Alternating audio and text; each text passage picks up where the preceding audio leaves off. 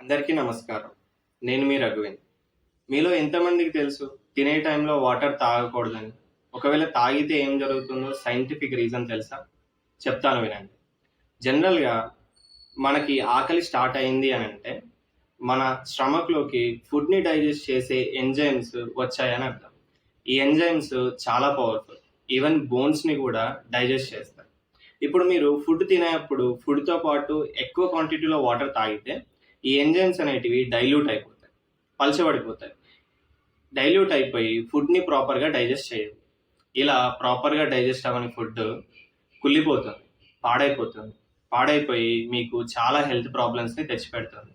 Acidity కావచ్చు, gas trouble కావచ్చు, ulcers కావచ్చు, ఇంటెస్టైన్ ప్రాబ్లమ్స్ కావచ్చు. ఇలా చెప్పుకుంటూ పోతే మన వాగ్భట మహర్షులు చెప్పిన విధంగా 148 రోగాలలో ఏదైనా వచ్చే ఛాన్స్ ఉంది. అది ఈవెన్ క్యాన్సర్ కూడా కావచ్చు ఓవర్ టైంలో.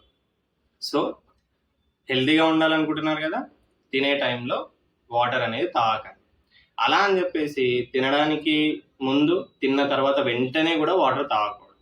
మరి అలా అయితే మీరు క్వశ్చన్ చేయొచ్చు, అసలు మరి ప్రాపర్ టైమింగ్స్ ఏంటి, ఎప్పుడు తాగాలి, ఎంత తాగాలి, అసలు టైమింగ్స్ ఏంటండి?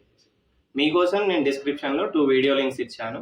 ఆ వీడియోస్ చూడండి, మీకు క్లియర్ ఇన్ఫర్మేషన్ దొరుకుతుంది. మీ డౌట్స్ అన్నీ క్లియర్ అవుతాయి. మళ్ళీ నెక్స్ట్ వీడియోలో కలుసుకుందాం. ఓం గురుదేవ్.